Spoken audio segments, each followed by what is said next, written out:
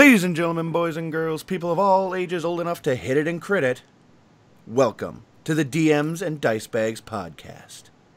I am, of course, Malatach. And I am Bleakborn. And I'm the potato known as Spud. And welcome to the second episode of this illustrious podcast that only 15 people know about so far. Well, I had 5 views on my channel, so maybe like 20 people. Woo! We have enough for a party. Woo! I'm calling Bard. Well, to be honest, 5 people's enough to have a party, so we're doing okay. Yes. And if you guys remember, at the end of the first episode, we all posed you a question. Nobody wanted to answer. So, we're going to answer. Now, if you guys don't remember what the question was, you find yourself in a tavern. A group of albino dwarves with rainbow beards approach you and ask you, "Are you tonight's entertainment?" What do you do? Drew, Bleak, what would you do? Well, what I would do is ask them first, what am I entertaining? And then 2, where can I get a wig like yours? It's not a wig. These are natural born beards. How dare How are you they rainbow? Why would you ask a dwarf a personal question like that? You don't know them. That's a very personal question to a dwarf. Well, what about you, Spud? That's my answer. Man, I think you just insulted a dwarf. I think so. Okay, so the idea is that I go in, they're asking if I'm the entertainment, correct? Yes. While astounded by their beards, I would be almost in awe and shock. The moment they asked if I was the entertainment, my eyes would go wide, and I would turn around and go out the door. Just like, nope, having none of this. I cannot compete with dwarves with rainbow beards. What about you, Mal? What's your answer? Well, generally, I'm probably going to be playing my bard, so I'm going to spin my lute around and shoot magic out of it that turn their beards normal color, and then walk out the door. Dick move. Man. Rude much? No, my theory is because if I'm the tonight's entertainment, nobody upstages the talent. Nobody. Oh, so they were a threat to you, were they? Of course. They're going to totally throw off all of the lighting and the fog machine that I've already got set up. I just can't have that. I don't just play for anybody. Like, I'm already started, trying to play for for a regent, and I got this new song coming out about how I talked my way, our way out of dying to a purple dragon. I mean, there's a lot of stage value with just me. I can't. But let me pose this to you. If they are asking if you are the entertainment, would they not have probably been the proprietors? They didn't talk to my agent. But why would another form of entertainment ask if you were the entertainment? If they want to hire me, they have to go through my agent. Then they have to, sit down with, we have to have a meeting. We have to have a stage plan. I mean, I'm high priority. Mal. Yes. You're a diva. Knock it off. I'm a bard. Well, should we Diva. get into our news and recent D&D related activities? Okay. Spud, why don't you go first? Okay, well, I may not have participated in any campaigns this last couple, much. But I did find out that Money Cook Games, do you know who they are? Sounds familiar. Money Cook does phenomenal art, and he was actually part of setting up like the books for D&D. I believe he did a lot of the art of them. Don't quote me on it. I might be wrong. But he left, and he started his own system, which you might be more familiar with, known as Numenera. Ah. He's the creator of them, and he's actually started a sort of another system, but it's completely compatible with Numenera, called The Strange, which is something that I've been looking into, and right now they're having a Kickstarter for the Strange exclusive box set edition. Sure, the Strange is already out, but right now they've actually got where you can buy a bundle of it, and for $120, it's a bit much, I know, but it comes with the box, the player's book, setting book, GM book, a double-sided poster map, character creation handout, character sheet pad, signed art print, XP deck, and inbox upgrades to content added via stretch goals. Holy shit! And it was originally set at, believe 20,000, and right now they're at 59,000 for their Kickstarter for it. I'm pretty sure they're gonna make it. I believe they already have. God, I haven't been on Kickstarter in so long. Neither did I, but I'm subscribed to the Money Cook Games, and let me tell you, I'm glad I get emails from them because they have some fascinating stuff. I feel like you're getting paid for this plug. I am not, but I am saying that I'm actually going to be pledging some money for it because I would like to do this. Well, I don't have any real Kickstarter-related news, but I'm still looking forward to the Behemoth to finally come out and I can finally order one so all of you guys can face the Tarask. Just waiting for that. But unrelated to that, I forced the party to go to London 2017. It was a very interesting little session. Mal can tell you guys a little more about it. I have so many questions. I didn't know what the hell was going on out there. I had people in tiny little boxes. We fought a purple dragon. I talked my way out of dying to a purple dragon, saving the party. Finding out later it's because I stood her up on a date before I even joined the party. So, yeah, talk about a bad date, coming back to bite you in the ass. Then more of, metaphorical, physical, literal, emotional. All of those ways. Yeah, it was pretty fun. I didn't die. Usually I'm, one of the first ones to, die or at least fall down. Yeah, everybody else died. Yeah, that didn't happen to me. I'm tired of dying. I'm usually the meat shield.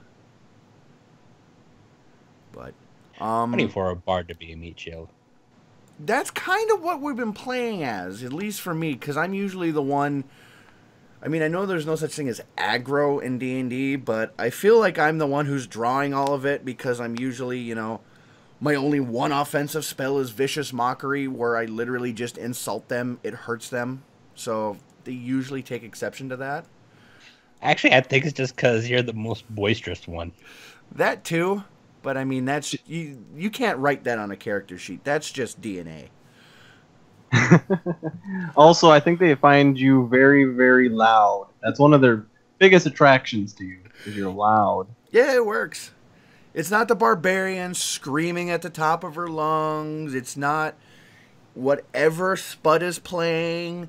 No, it's just the half-elf, with a lute, calling you a dirty motherfucker. Nope, he's the target. God, I can't wait till next level where I can actually get some offensive spells. You're a bard, you never get offensive spells. Bullshit. Lore bards are the most broken thing that I've watched a lot of stuff. I've watched the videos that you've sent me, Bleak. I've watched others. Lore bards are broken. They get more spells than any sorcerer or wizard. Especially with a lore bard, because I get 2 options. I get 2 free spells at 6th level, and I get 2 free spells at 10th level, and I get them again at later levels. I think 12th and 14th. It's crazy, and I get to choose from any book. That is so broken, and I love it. I love a lore bard. It's my new favorite class. But, yep. Anyway, like he said, we just got done playing a session and where we got teleported into the future. I had a cell phone.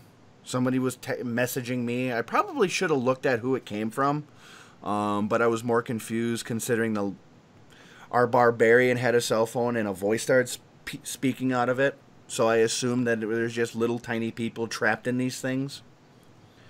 Nobody knew what the hell we were talking about. We were all considered drunk or just batshit insane. Yeah. For those of you listening out there, this is the greatest way to confuse your party. And if not everybody's there, it's a good way to keep the campaign rolling and let them play without bogging down your current story with only having 3 players. I was the big metal thing that we were running away from, was it actually a subway? That was a subway train, yeah. Here I'm thinking it's like this giant metal snake that we gotta fight. No, it's a fucking subway. But I thought the lights and the ka-thunk getting quicker towards you would give that away, but I guess you're staying in character. Well, that, and I've never actually been on a subway. I've never been on a subway. The only thing I've ever been on was the light rail in Minneapolis. And I've been on a train out in Arizona when I went to like some old fashioned like western towns, theme towns. But yeah, I've never been on a subway. Ever. So hear that, audience. Fly him out to New York so he can ride on the subway. Yeah, fly me out to New York so I can go on a subway. Because I'm sure as hell not going to have the kind of money for that shit. I was over in Europe when I went on my subway adventure. Oh, go fuck off. I've never been out. I've been to Canada. That's about as international as I can go, is Canada. So, as far we as should start posing each other questions. I do have a little bit of news, though, that I found out during this week, and it was kind of interesting. White Wolf. You all know them as the people who've done, like, Vampire the Masquerade and books like that. Well, they've been kind of porting their stuff to mobile platforms in the form of interactive stories. And I've been meaning to check them out. I think they cost money, but it's the same guys who are doing all of the core books and the core storytelling. They're the ones doing this, and they're actually trying to prepare for a completely new remastered edition where it encompasses everything. Like changeling, vampires, werewolves, everything. I thought that was just World of Darkness. No, that is, but they're going to do it in a compendium book called The New World of Darkness. Ooh, where it's like not, that. Where it's not separate books like, oh, you need to get a changeling book, you need to get a vampire book, you need to get the werewolf book. No, everything is in one book. So I'm guessing this is going to be like a really large book then. I'm assuming it's going to be bludgeoning, size. Well, they don't have to cover character creation like every book, so that's kind of a lot to cut out, and the combat rules get cut out, so I'm sure they can. I mean, it'll be a big book, but I don't think they'll need as many pages you guys are probably thinking. Yeah, but no, I'm kind of intrigued about that. I haven't really read anything about any other. There's not a whole lot of tabletop talk going on there. Hey, that should be the name of the segment. Tabletop talk. Tabletop talk. I'm gonna write that down. There you go.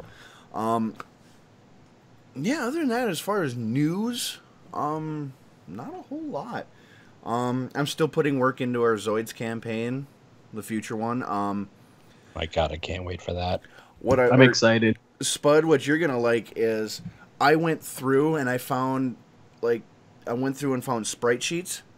I found a bunch, like 117 more Zoids that were in like the old DS and Game Boy Advance games. Yes. And we're gonna put in there. I'm taking out all the bio ones though, because like we talked about before, that's just yeah, and I rewatched the New Century full all the way through, and I understood what the original Liger Zero and what the Berserk Fury was. They were actually the ones that had the living ones in them. That they were called the Ultimate X's because they had the dinosaurs Yeah, they were able to learn from their battles and things like that. I have been looking into a virtual tabletop for us, because what I want to do is I want to take all these sprites and turn them into minis on a grid-based system. And I think I found one. I think it was like Open RPG. And it looks pretty good. Yeah, online virtual tabletop. It looked like we can use it. I'm still gonna need a little bit of tinkering, and like I said, it's gonna be for a while. But I think we can get this to work. I think it's gonna be kick-ass. I'm excited, but I doubt our audience wants to hear us talk more about that until we get it actually streaming. So Should we jump on to posing each other questions? Yeah, go for it. You're up first since you're the one who brought it up. Well, I think since we're still a new podcast, we should talk about our early days playing D&D. I know we went into it a little bit, but I feel like we should talk a tiny bit about some of our first characters and why we liked and what hooked us on our first characters. I'll pose it to you, Mal. Well, my first character was Grubnuts the Barbarian. Just a plain old half-orc barbarian. That was when I first started playing. It was when I first moved to Minneapolis with you. Yeah, and we end up having a lot of fun with that. And, it was more of just smash, smash, smash. And I really played up the smash part. I had a lot of fun with that, and that's kind of the reason I got hooked on it. And then you brought out Modern D20, and I absolutely fell in love with that. And I played Miles, which was a tough hero. He was a security guard. I like how you still remember his name, because all that campaign is gone for me. I can remember... I still remember, like, all of my characters' names. Like, I have ones that were with Alec Munich. I have his campaigns, like when I was playing Kithkin, and I think I played one other... No, I was only playing Kithkin, because the other campaign is I helped DM that, and I just put everybody through hell.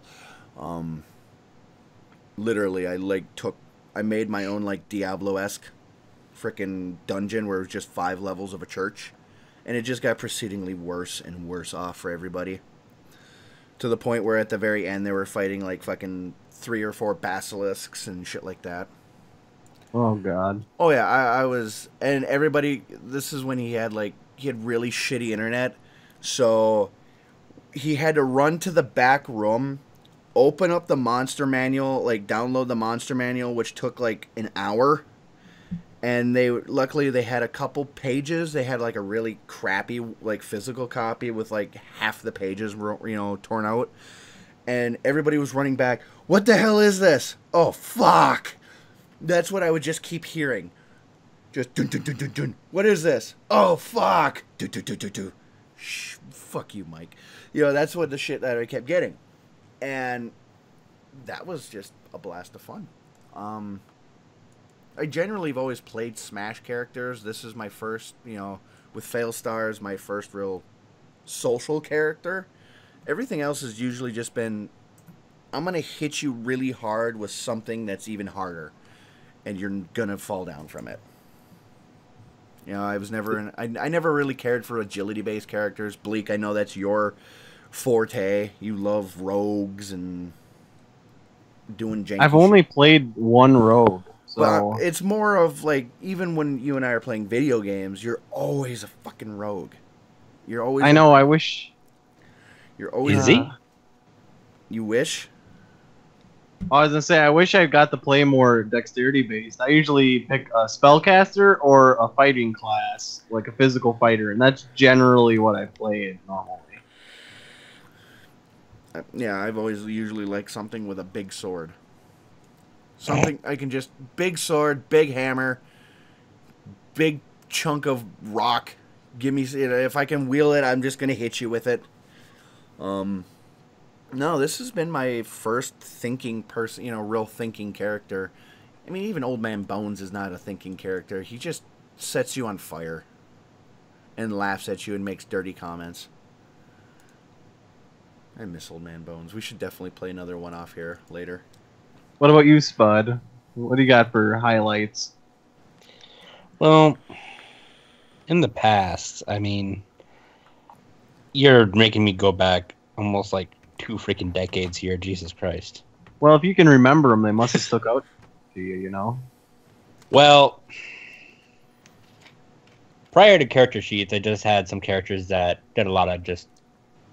I didn't really do much. Because, we didn't really have character sheets. We just kind of had a story that we all just kind of hung together in, with someone just kind of controlling the flow. There wasn't really much in terms of dice or anything. But the first character sheet one that I ever had was, I believe, a rogue. And I enjoyed the character. And I often had many many problems just because our DM was a bit of a dick, like I could be. As I guess that's where I learned it, was just how to set up some traps, and where I learned the word discern. You discern it to be disabled. That often got me killed. But it was also during that campaign or setting that I ended up hating monks with a severe passion, because we had a monk in our group with us, and everything I did, she could do better. Like Including, yeah, it's like I was just thinking about that. It's like, oh, well, it's kind of like the song. Oh, well, damn, it really is. She could sneak better than I could. She could hit harder than I could. And, I mean, it was ridiculous, the amount of crap that she could do. It was like I wasn't even necessary. It made me sad. Monks are BS. Let's just put it that way. They're really strong. Which is why oftentimes, like, for a while when I DM'd, I would often just say, no, I'm not going to allow monks. Because I just had an undying passion for them. And that's why I don't allow them in my world either, usually. What do you think of monks? I've never really played as a monk. I've never really had anybody play a monk in any campaign. I've always kind of wanted to, just to have just a pure, unarmored, just, I'm going to punch you in the face, and you're going to fall. Like, I've always wanted to play a monk. Like, I was even thinking about that earlier today at work, just like, you know what? Because during a point in time in the campaign that we're playing now, my bard was dead. And I entertained the thought, and I was looking through the character sheets about whether or not, if I give up on the bard, what do I go to next? Because I wanted to play something that I've never played before, because that was what we were trying to do. And I looked at the monk, and I made up a character sheet. And it's probably a character I probably want to play eventually later on down the road, but right until this point, I don't have a problem with monks. You will. As soon as someone plays one in your campaign and then you can't stop it at all, then you'll have a problem with the monk. Well, actually, no, that is a lie. The all-zombie campaign that I ran at work, I had one of the security guard, he played a monk. And he had this, like, detailed backstory about it, and I was like, okay. And I gave him he had, like, a necklace of skulls that were his previous master. All of his previous masters, so he's kind of had, like, a Dulcium thing going on. Well, I said, okay. They talk to you. All three of your masters will talk to you throughout the entire time. Nobody else can hear it. Nobody else is going to believe you, and everybody's going to think you're batshit crazy. And that's going to give you your power. If the necklace falls off of you or breaks, you take a negative to everything. You get like a -4 to everything. Because he really wanted, he really emphasized, like, in his order, he had to kill his previous masters to attain the rank of Master Monk and all of that. So I was like, okay, I like that. This is what's going to happen. You're going to get all of this power shit that you want. But if you lose your skull necklace, you're fucked. Because all you're going to hearing is your master's screams in your ears for the rest of your entire days. And he never lost it. It fell off of him a couple times because he just got uppercutted, and it was like, well, high or low. And he rolled like, well, the necklace has fallen off, and now it's in a tree 20 feet up ahead of you or above you. Have fun. And then he just punched the tree, and it would fall over. But I've never really, it wasn't really much of a campaign. We only did a couple sessions because he was leaving the job, and the slot attendant that I was also playing with, he was moving down to a different shift, so we kind of had to start wrapping it up, within the next couple sessions. So I really never got a chance to see the dickishness of a monk. So until I do, I have no problem with monks. That's my answer. Well, it's not so much that someone can have a problem with being a dick. It's just how strong they can be. I mean, they did a lot of balancing when they came with 5th edition. I don't know about 4th. I don't even want to talk about 4th because just all the nightmares I heard about it. But apparently there was like a lot of balancing between 3.5 and 5. So I'm pretty sure there's supposed to be more balanced now. But even now, I find it hard to compete with the monk for a lot of things. One thing I miss, and I know it's still kind of apparent in 5th edition, I forget about feats. Like, I remember in 3.5, feats were like the premier thing. And I loved going through and picking feats and trying to chain them together. I always forget about, like, when you hit 4th level and you get the ability scores, that you can trade them in for feats. It wasn't until halfway through, like the 4th or 5th session that we played, that I even bothered looking at the feats for the bard, and I saw the actor feat. Like, I was like, I even asked Bleak, I was like, can I just, even though it's finalized, I completely forgot about feats. Can I trade in my my ability score improvement so I can have this feat? And of course he said, yeah, and that's, because I'm not, what am I going to improve? I can't improve my charisma anymore. It's already at 20. So there's, what am I going to do? My dexterity or my constitution? I don't know. Does it help you survive? Well, I mean, being a reverent now, that improved me up 1. I think I did eventually take another one later on, but there was an ability. Part of being the reverend is that I also do get an ability score adjustment, where it's either 1 goes up by 2 or 2 goes up by 1. And I think I just put it back into constitution and dexterity. But I don't know, I just kind of missed feats because there was a little, it kind of felt like, me. It was customizing a character. Yeah, and it felt like, a little video gamey, because I've always loved fighters, where it's like, oh, this is my special move, power attack, or cleave or great cleave. I don't know. I always had fun with feats, and I completely forget that they exist in 5th edition. Even when I played my fighter, I completely forgot that feats existed. And no, that's actually completely understandable because feats are really underappreciated in 5e because you can either take this route or this route that has feats. Yeah. Mm-hmm. The feats are really strong, though. They combined a bunch of things into those feats, so they're worth more than the old feats are. And I mean, from what I've read, I can see that. It just kind of felt like, even going through the character sheet in the book, where, the character creation, they're really, in 3.5, they really like, oh yeah, now you get to choose your feats. And they really embellished that. Now it's just kind of like, well, we have something over here down at the end of the book that's kind of cool. They're called feats. You might like it.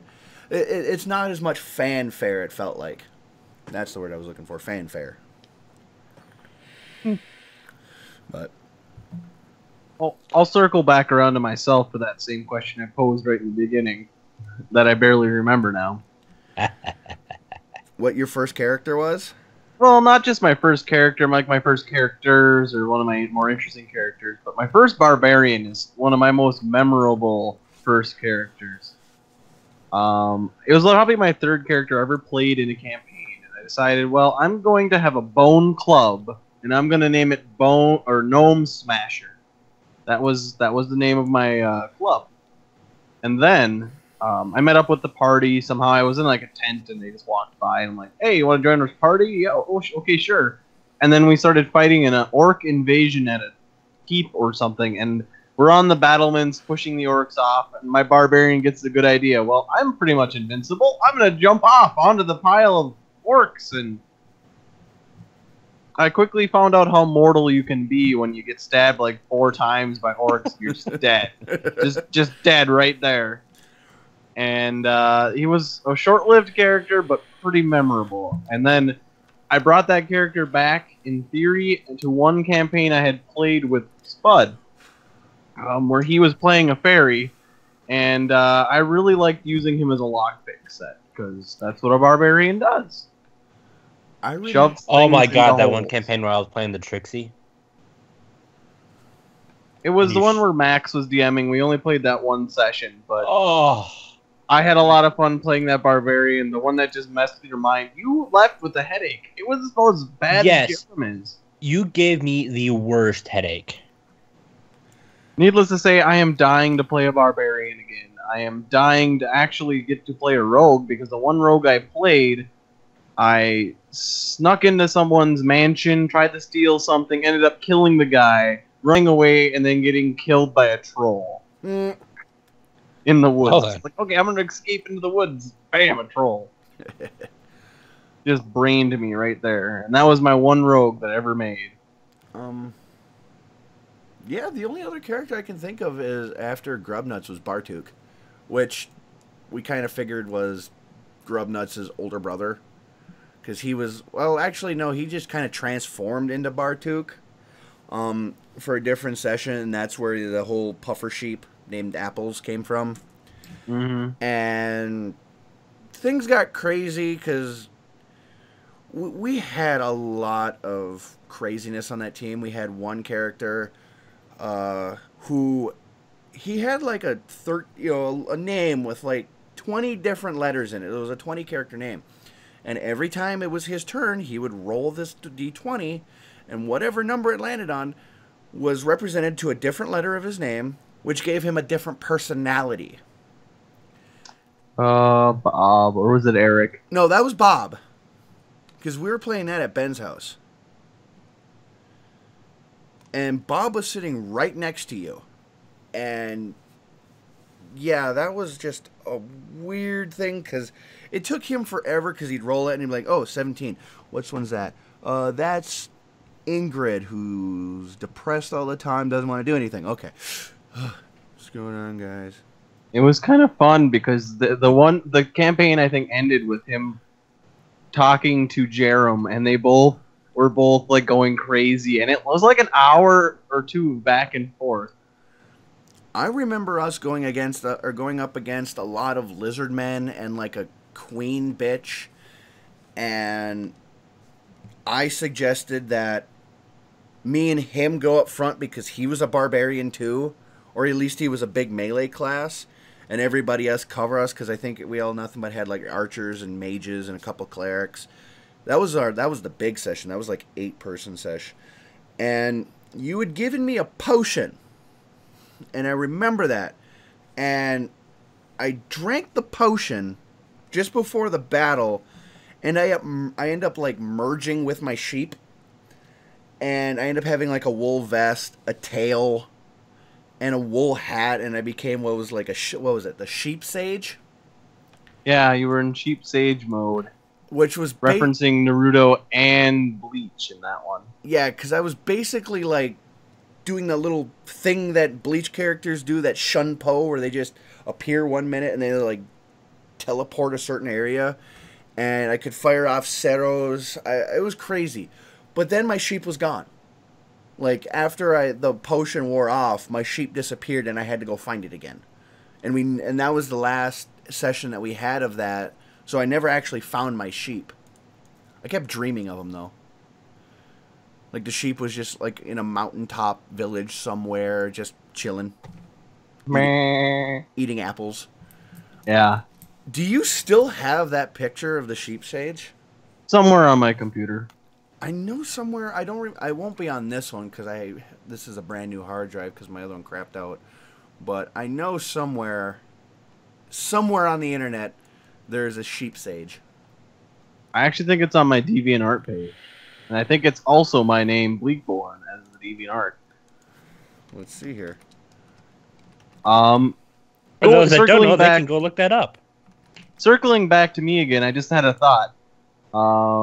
Spud, I didn't play my first bard in your campaign. My first bard was called the Greasy Bard. After that barbarian died, I made the bard. That was my next character, and he ended up retiring instead of dying because he thought it was more profitable to open a tavern called the Greasy Bard Tavern eventually. But he was one of my favorite characters ever, but he didn't do anything like any bard in 3.5. They don't do shit.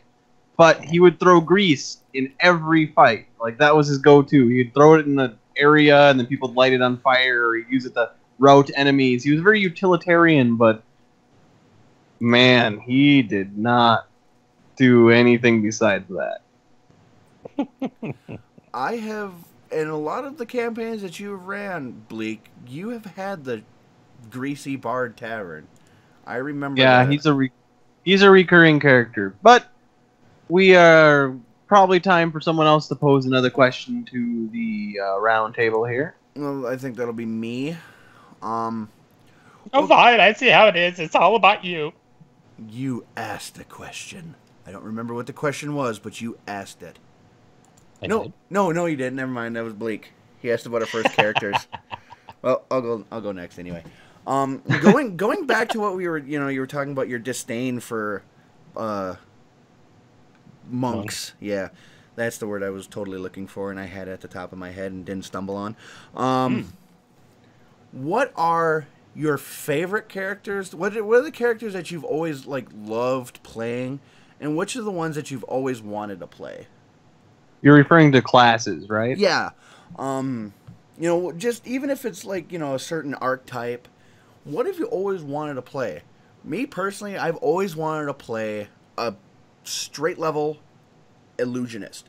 Nothing else, just illusion magic. I always kind of had this image in my head of this just badass dude having all of these, illusions fight for me kind of thing. Because I've fought a lot of, nightmares and fought a lot of illusion things, and I've always thought it was so cool. It's I'm fighting it, and I'm hitting it, but it's not doing nothing. I always kind of had that image in my head where I just, have this illusionary army go after somebody and just murder them, only to find out that it was just a figment of their imagination. I don't know, it's just always one of the things I've always wanted to play. What about you, Spud? What's one of yours? Well, I've played so many different types that it's hard for me to really say about what I would want to try. The things I really enjoyed most were either... Well, I've always been a player of really unique things. That's one thing I've always loved to do. I can attest for that. But I think as far as just classes in general go, I really enjoy Rogue the most. Just because I've always played a utility Rogue, and they were always my favorite thing. Just because of all the skills, how useful you are to the party and whatnot. And, you always got to think. Because if you're a utility Rogue, well, you're not doing much damage, so you got to make sure that you're doing the best you can everywhere else. Beyond that, a really close by would be a fighter, like a 3/5 fighter, because 3/5 fighter, human, you just get all those feats and you just keep stacking on the feats, and I loved every last one of them. Just a feat machine. Yeah, I freaking loved that. But has there been ever a class where in any campaign where it's God, I really wish I could have played, I want to play this. Oh, we already got somebody like that. Shit.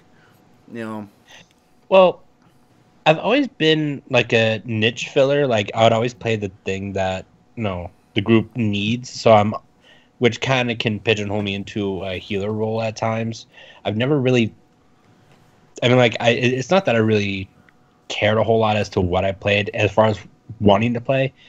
I mean, I don't know. I can't even think of anything that I really wanted to play as far as a class that I haven't played yet. Because I've pretty much tried just about everything. What about now the different, say the difference between how Blake was talking about how bards were completely useless in 3.5 until they got to 7th or 8th level where they finally actually got some access to some good spells. But now that everything has changed with with 5th edition, and bards having so many access to spells, the difference between a valor bard and a lore bard, things like that. I mean, anything that you've looked at in 5th edition, it's this would be really fucking cool to play. I'm playing that now. Oh yeah, ding. Ding-a-ling-ling.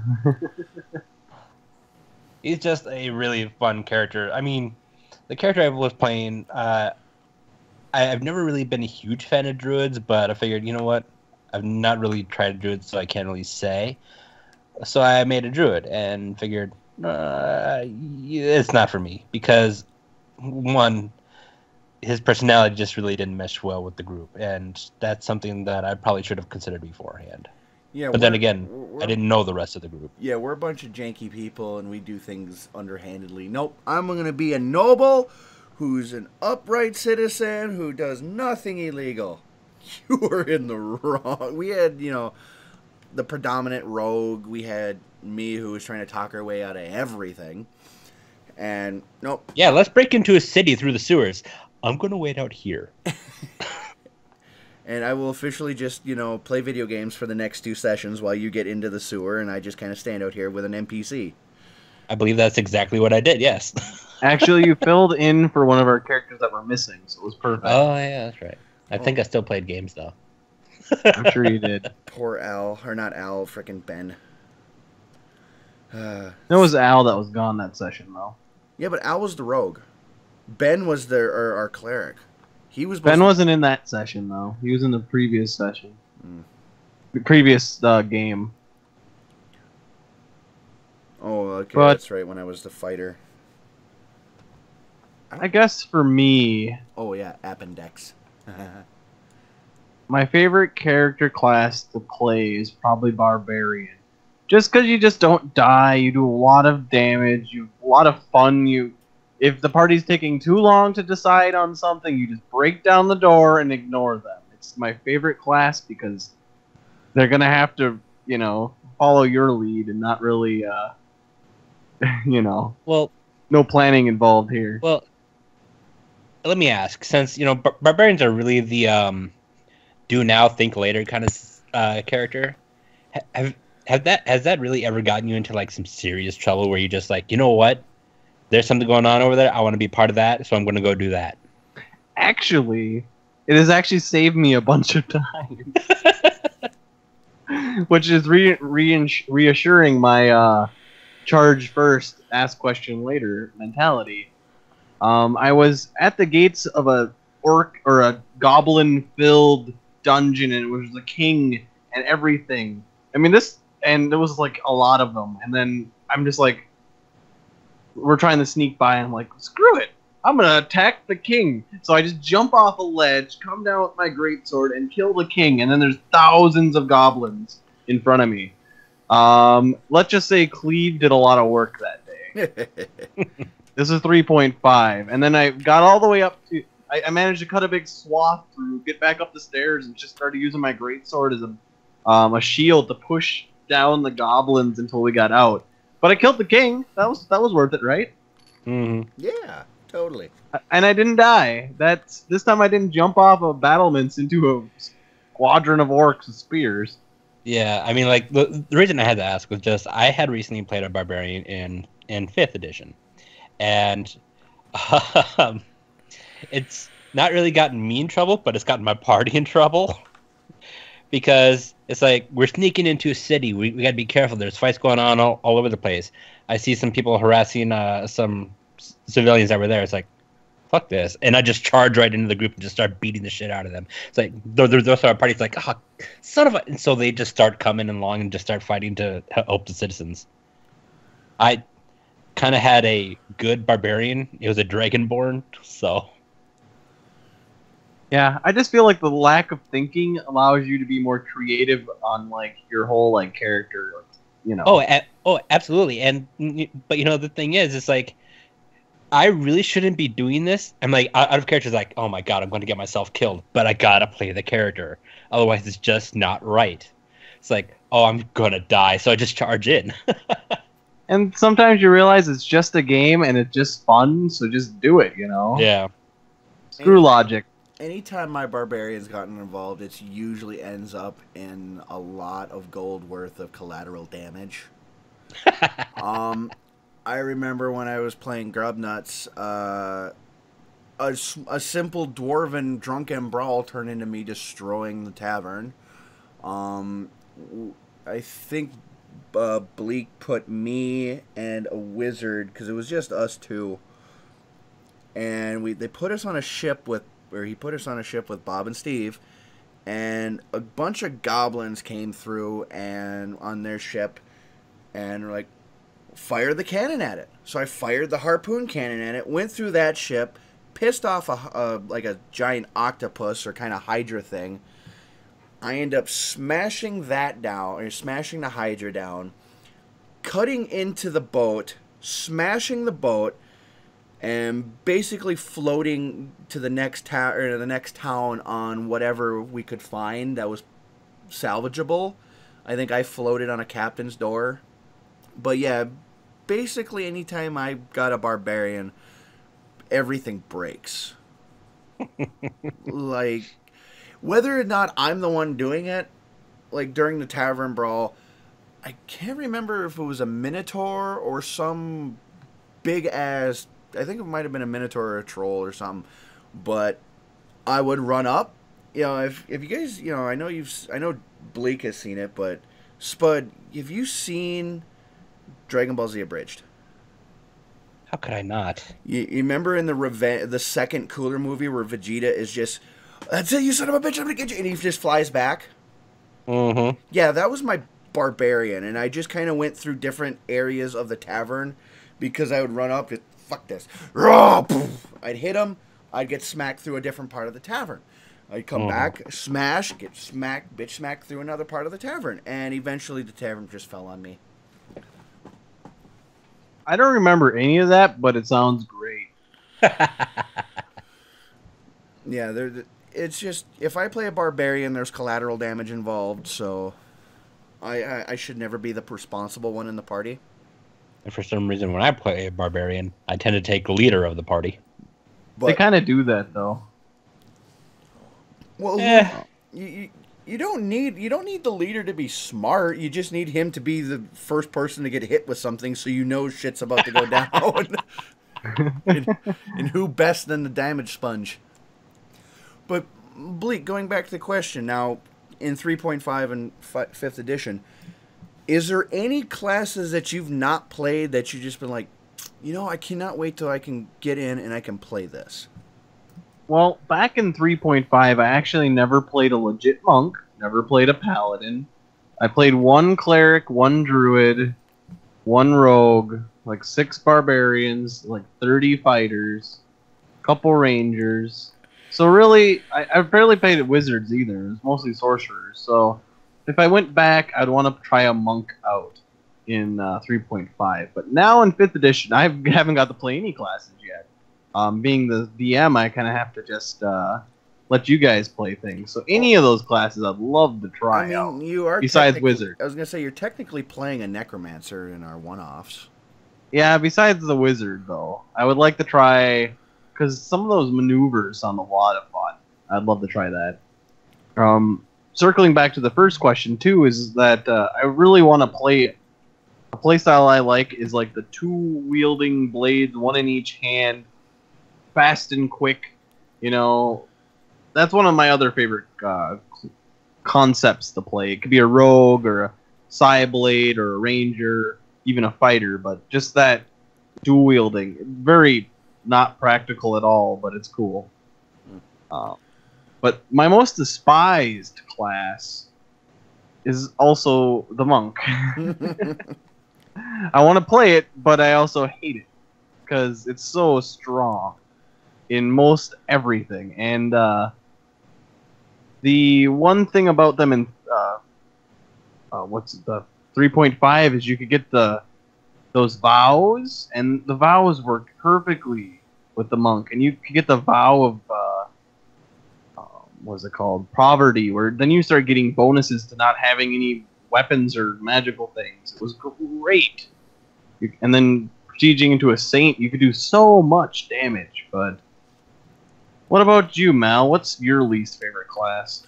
I don't know. I mean, even if I'm DMing, the one that always kind of annoyed me, and it was never anything that you know, it was never a campaign that I ran with you guys. It goes back to Al. not R.L., not Elsifer, like Nielsen. He always wanted to play. He always played rogues, and he put so much stuff into sneak and hide where he could literally roll a 2, and he'd still be perfectly, in cover. And it was just, what do you do? I hide. It was always, he never really got into the, fighting at all. He just hid.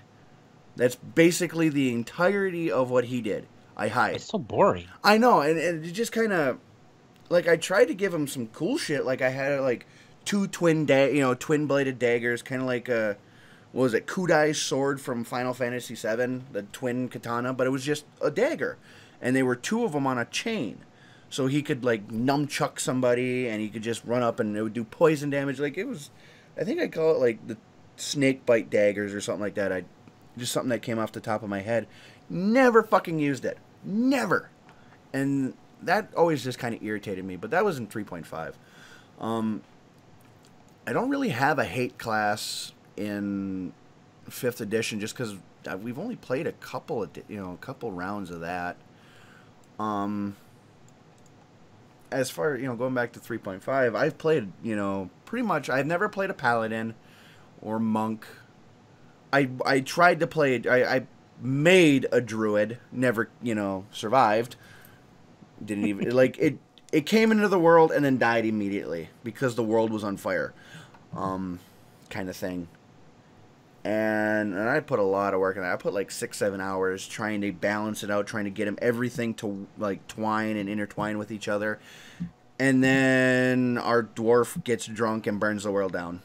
So I never even got to play it.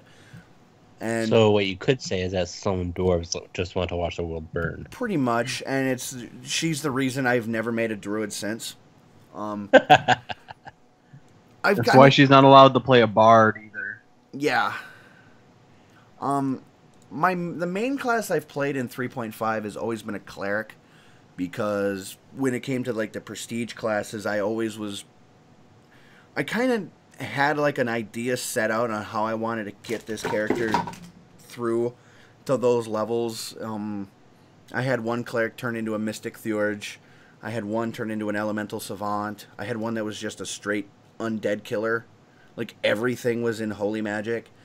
And so I pretty much played the hell out of the cleric class in 3.5. Barbarians too. I don't think I've played many fighters. But in 5th edition, I've only played a wizard, which is Old Man Bones, my fighter, which is Appendex, and then Failstar, which is my bard. And the next character I probably do is probably going to be a Valor Bard, because I kind of want to see what they can do. Because that's more of a weapon-oriented thing. So going back to bard again? I'm thinking about it. I mean, there's still a lot of classes. Like, this might be a good time to, pull off just, like, the pure illusionist class. I do have a monk made up. I don't think I ever gave him a name, but he exists. He just doesn't exist anywhere else. Yeah, I also did make a cleric. Yeah, he's just a level 5 monk.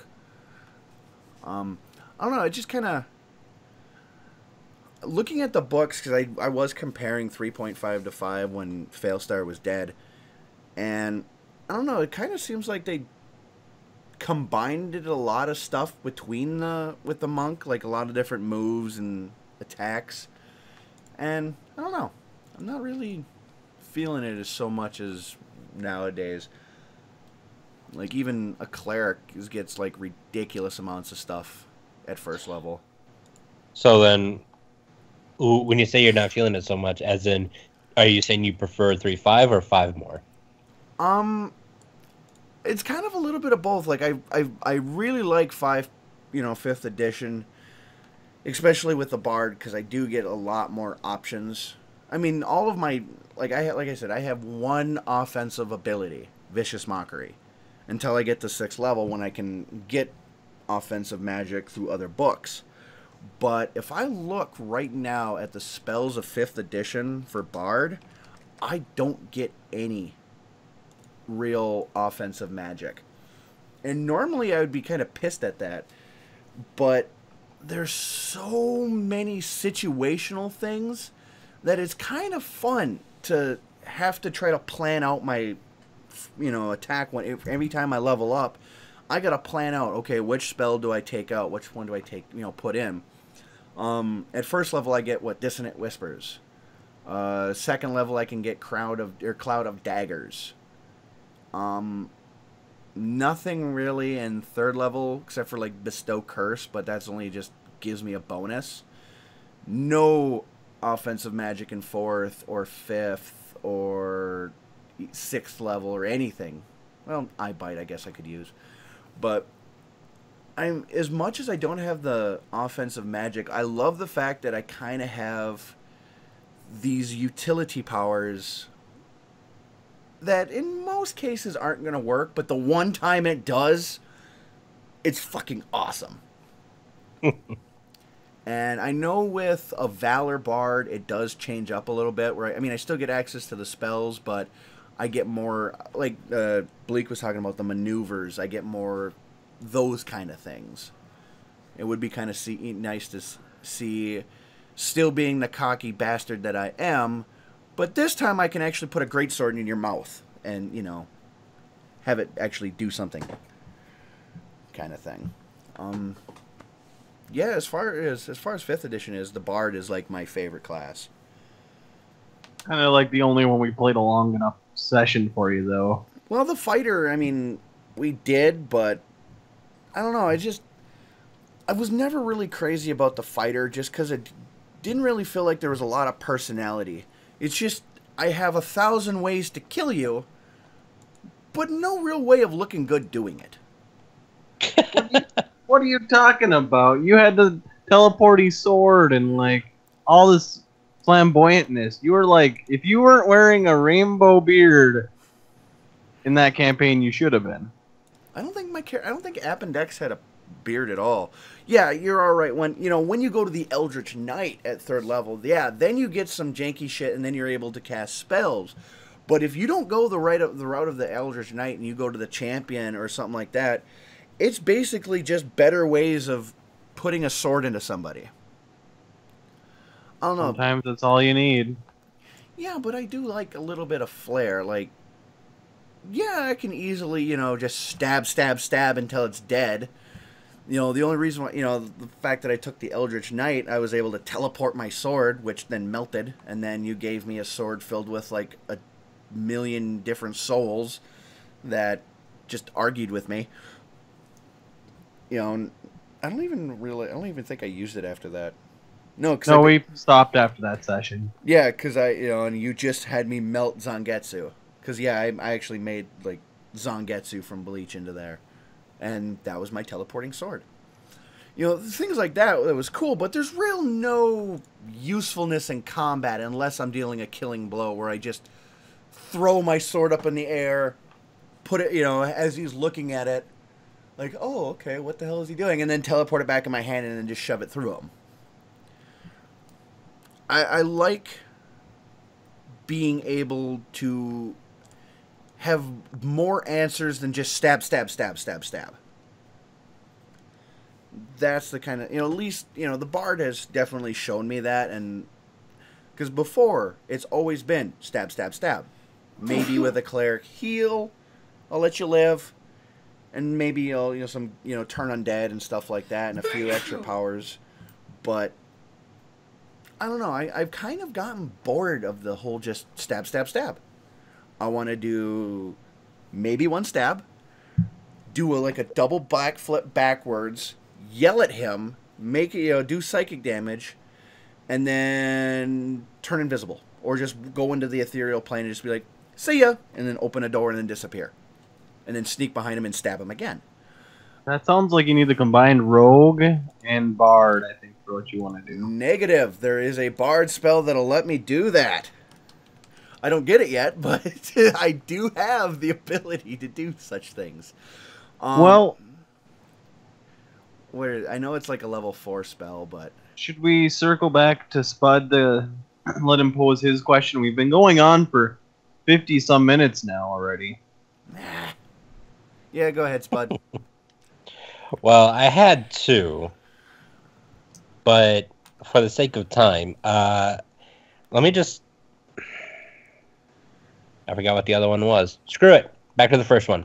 Anyways, posing a quick question.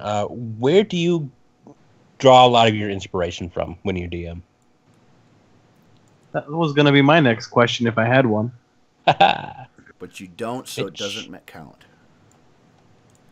Well, I think Mal should go first on this one, since he likes going first anyway. Of course. A lot of it actually comes from video games. Like when we were talking about before the recording, like some of our favorite traps and the favorite things that we've done. Like, you know, I brought up the painting, where you end up like getting trapped inside this painting and you have to confront, you know, the darkest parts of the, you know, whatever character's backstory. I got the basis of that from what the hell was it? I don't remember if it was in the core game or if it was in the Shivering Isles, but for Oblivion, a painter dude had like this enchanted paintbrush, and he ended up getting sucked inside this painting. And you had to fight off a whole bunch of paint trolls and stuff like that. But I thought that was the coolest way to, you know, basically jump into a new world. Even if it was just situational and you only got to do it one time, I always thought that was so cool to get sucked into your own personal hell or personal area where you're only by yourself. You have nobody else to count on. I always thought things like that were cool. And I mean, I guess it's in a lot of things. Even when I'm playing, you know, say Bleak has he comes up with a cool like trap. The mystifying maze where you end up like having a cloud of smoke and confuses all of us, and we're all like in different parts of the air, you know, in this world, and like, oh, you find yourself over a lava bridge and you're fighting a kobold who's using a greatsword. But it turns out that we're all fighting each other. And it's just a confusing smoke kind of thing, or a disorienting smoke. Even things like that, you know, Bleak, I have used that against other players in other campaigns. It works great. You know, so playing, you know, especially like video games like RPGs, and, you know, those are the best ways to, even if it's just an idea, and then I can kind of flush everything out afterwards. But it's, you know, usually I get my ideas from playing D&D or any sort of tabletop game, and pretty much any video game I've played, anime, you know, I've put in a couple fights with. It's just, you know, I seen it in an anime, and I want to like, I wonder how this would work with just in this setting with this. Even at work, we had the power go out at the casino one day, and it was dark at night. The lights, the tube lighting that we've had, Bleak, you know, it's the old rainbow lights. Mm-hmm.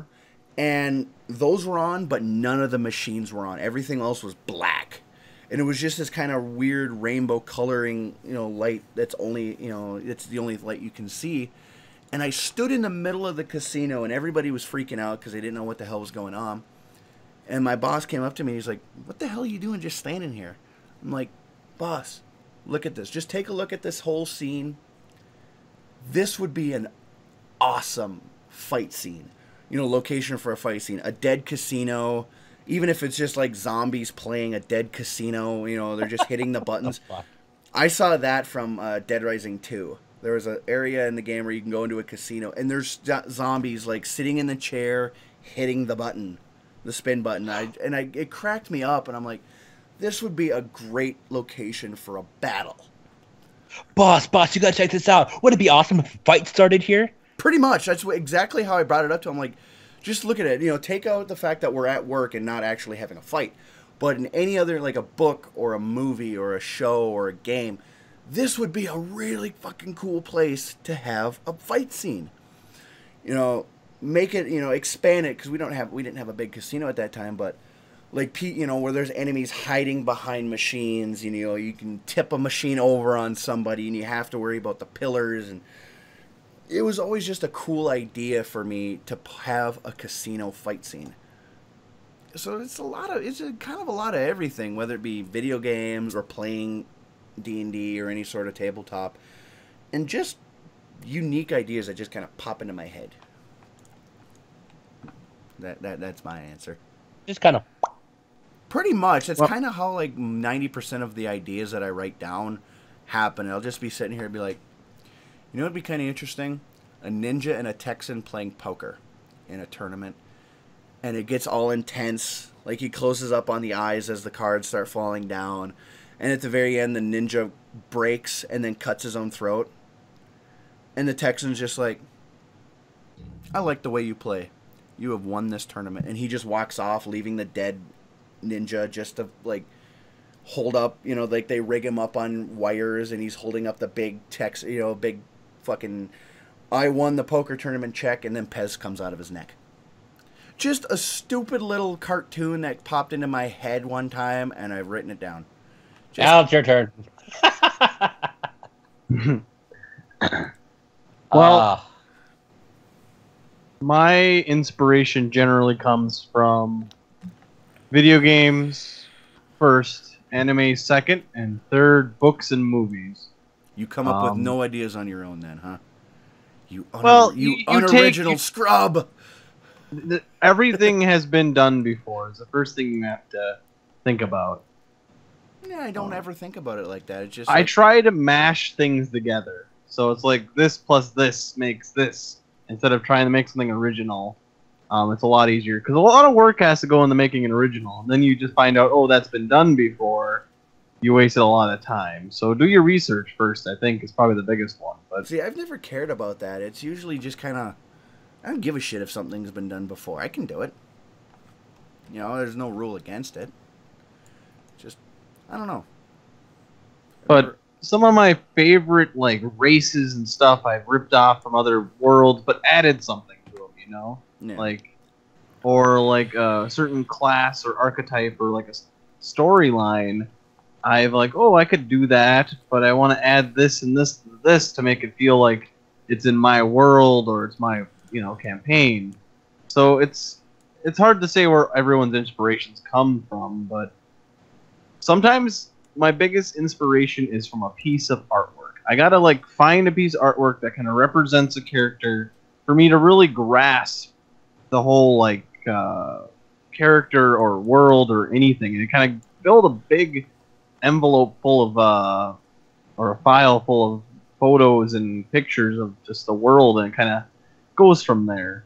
Also, good ideas come from nature too. Some of the weirdest things that live and breathe out in nature. So that's pretty much my answer. What do you got, Spud?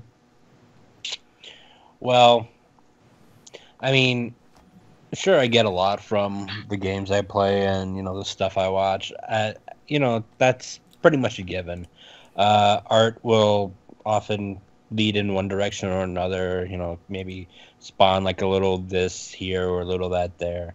But I would actually say, I mean, last time we went over like our styles of how we DM, mine was a bullshitter where I just come up with stuff often on the spot. And when I think about what direction to go, I often, or like even so much as just say, what's the next thing going to happen? For example, I would, when I was running the 3.5 campaign, I would actually look in the monster manual. Okay, my group is about this level. I'll look for the challenge ratings and see what's roughly about that place. And then when I find one that I like, it's like, okay, I close the book, just kind of toss it, and it's like, okay, so this is where you guys are going now. So it's just what I know the party can handle, more or less. I'll often throw them in that kind of direction.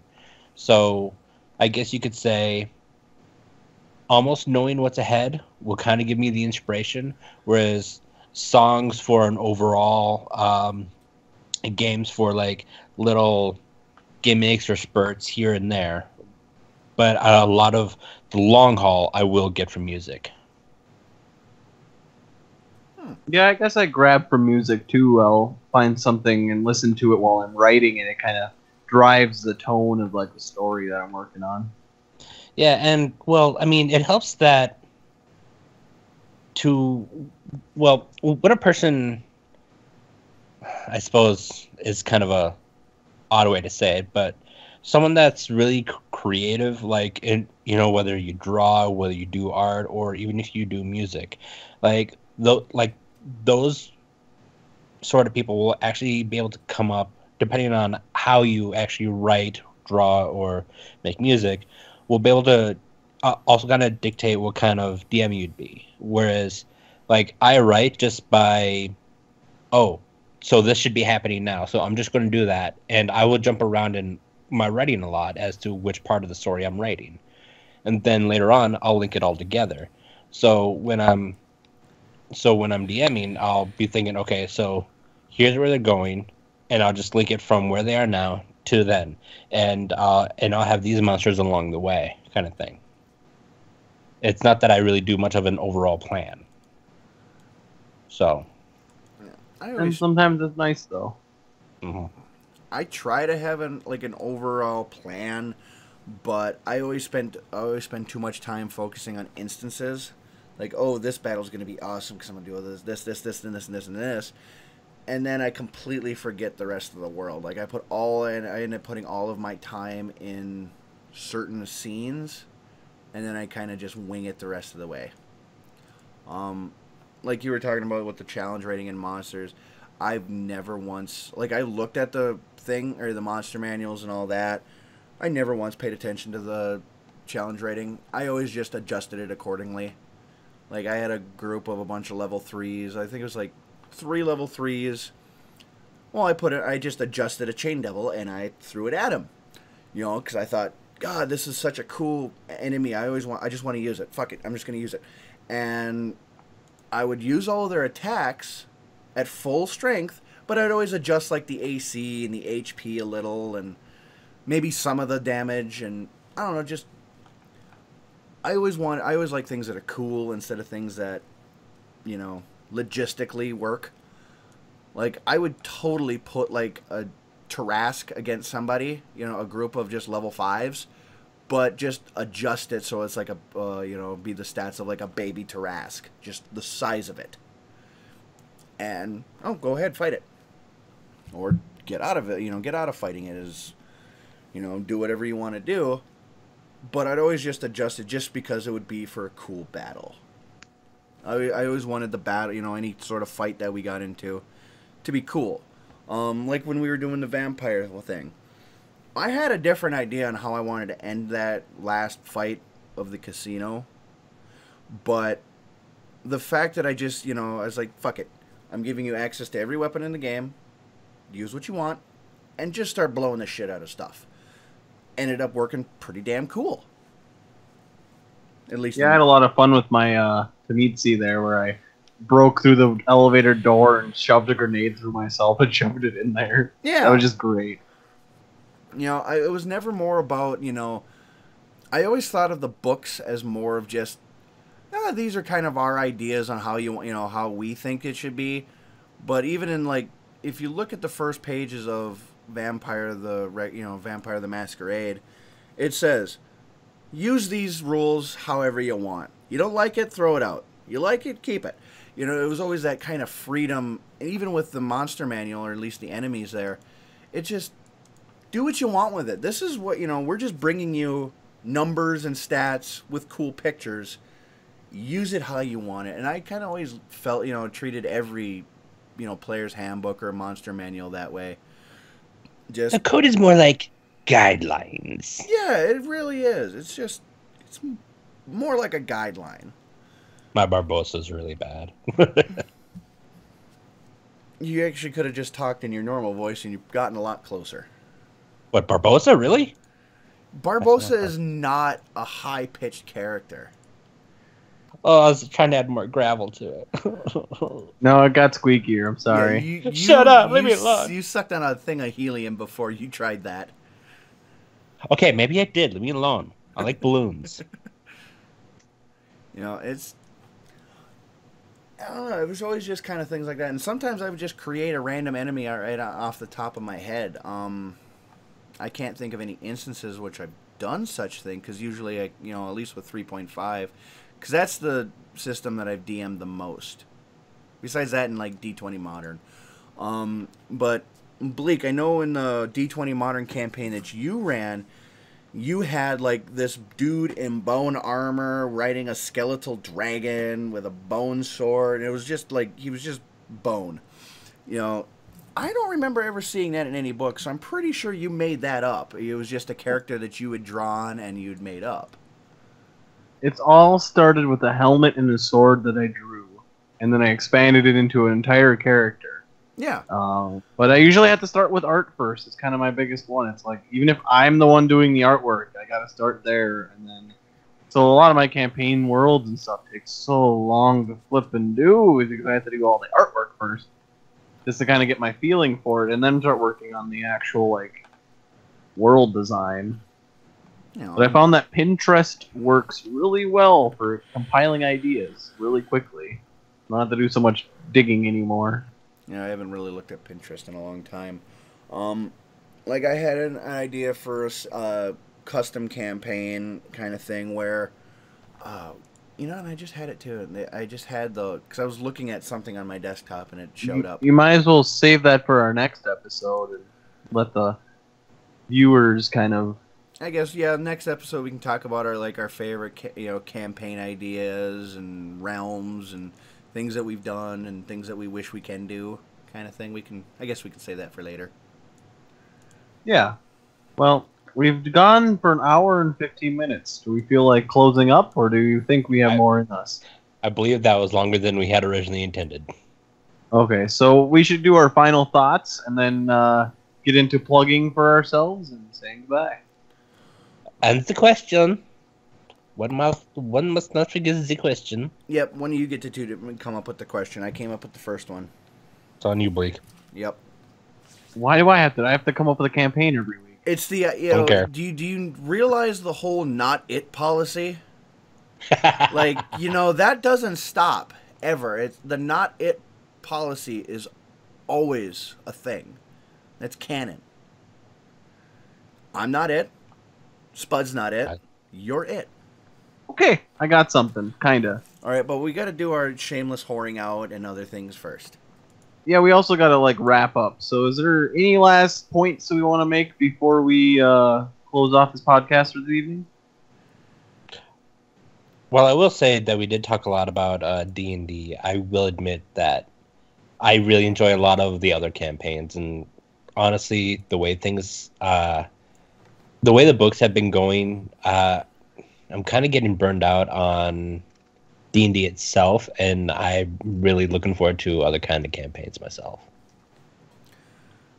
I agree. I mean, I am getting... I do have kind of like a newfound enjoyment in 5th edition just because I'm getting to play classes and characters that I've never gotten to play, such as Felstar.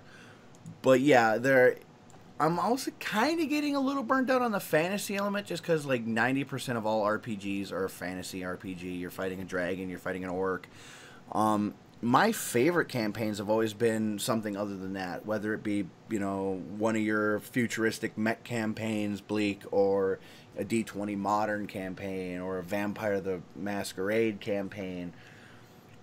It's always kind of fun to see, be able to do the things that we do in D&D, but in a more modern setting or even a futuristic setting, because the rules are a lot different there.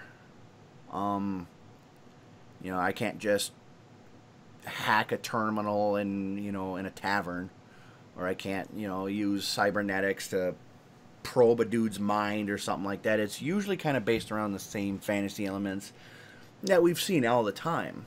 So yeah, I am looking forward to playing and DMing something that's not so much in the fantasy world, but more in a modern... It's still fantasy, but you get what I'm saying. Mm-hmm.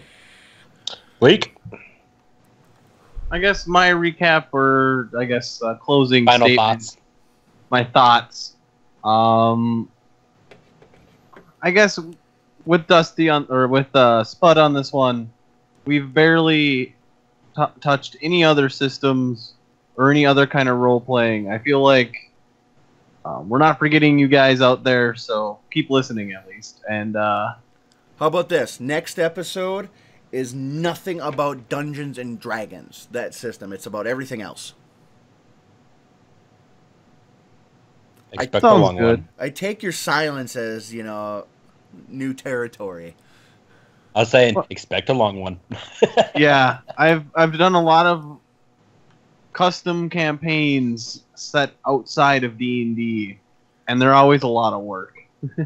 But But they're always a lot of fun. Those are some of my Oh. most memorable campaigns that I've played in.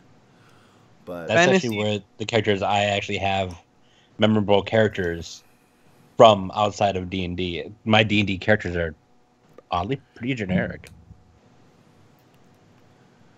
We might just be spoiled. We've played too much fantasy. But thanks everyone for listening to this long episode. the other one was longer. Anything else for the audience? Hawk your shit. Well, you can find me at youtube.com/Malatach. This is where you others come in and plug your shit. You can find me, Bleakborn, at YouTube/Bleakborn. You can also find me on Facebook, Twitter, and there was something else, but I'm totally blanking on it. So, yeah. It's probably, Well, because it's he's probably here. it's probably Pornhub. Oh, That's also well. that's also where you can find Bleakborn. Oh my. Oh. And I think don't I think Spud grew a white hair on that one. Okay, going on. And don't forget to follow us on our channel, which is DMs and Dicebags. Also, we're DMs and Dicebags on Twitter as well. And if you want, you can send us an email at dmsanddicebags@gmail.com. All right. And now for the question. You are sitting in a tavern when you hear a loud crashing sound coming from outside. You step out and you see a gigantic walrus crashing through the city. What do you do? That high pitch, though. What do you do? Oh my god. Please Who leave the- a comment down below with your answer, and we'll pick the best one, and that'll be our answer for the next episode. First and foremost, who did that? Who did the high pitched? Just before That- you told them to comment and like and subscribe and below and all that. Who did the high pitchedness? I'm sure that was Spud. Oh my god! Don't ever do that again. Again, warn a brother next time when we all have earbuds in our heads and oh god, I think my ears are bleeding. Nope. Well, this is DMs and Dicebags signing off. Thank you guys for listening. Yep. Tit-ra. May all your rolls be natural.